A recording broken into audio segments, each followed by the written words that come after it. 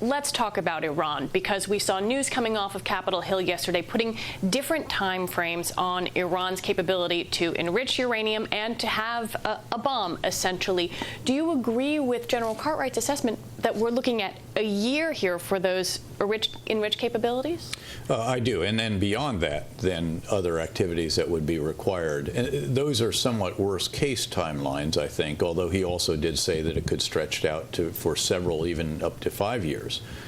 There are a lot of components that would have to come into position for them indeed to produce a nuclear weapon, and there's still some debate about whether the final decision has been made. But that's somewhat immaterial because the various activities have been conducted in a way to position Iran, most analysts think, so that they could indeed, if a decision is made, move forward in producing a weapon and the means to deliver it. Do you think that they would take actions to block the Straits of Hormuz? I'm not sure what context you're speaking about. Well, say the tempo keeps getting ratcheted up. Oh, no. First of all, if they do that, this is one of those cases of sort of blowing off your head despite your face, or despite your body. I'm sorry. They export their oil through the Strait of Hormuz as well. They get a lot of their goods and services and everything else through the Strait. So this would have enormous effects on the people of Iran, as much as they would have effects on the outside world. Beyond that, obviously, we have certain capabilities that we would certainly try to bring to bear to keep the Strait open. And the U.S. military would be prepared to do that? We do maritime access. We do freedom of navigation, and certainly that's the kind of contingency for which we have to be prepared. But I think somewhat unlikely. Let's talk a little bit about the nuclear summit, which we've seen in Washington these past few days.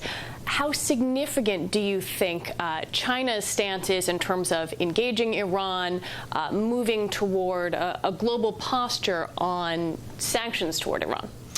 Well, first of all, of course, the focus of this has been nuclear surety, if you will, to ensure better security for nuclear weapons, nuclear materials, and so forth. And I think that's a very serious endeavor, very important endeavor, because I think the old notions of nuclear exchanges as being likely are somewhat less likely. We're no longer talking about the subjects that the wizards of Armageddon used to discuss back in the day. Now the concern is really about not states, it's more non-state actors. It's extremist elements who might get their hands on a nuclear device or some kind of nuclear material that could enable them to carry out a suicide attack that would be far more significant than those that they typically can carry out right now. And so that's a very important subject, and I think it was considerable significance that all of these leaders gathered to discuss it. But as a byproduct of that, to some degree, of course, there was also more talk about sanctions on Iran to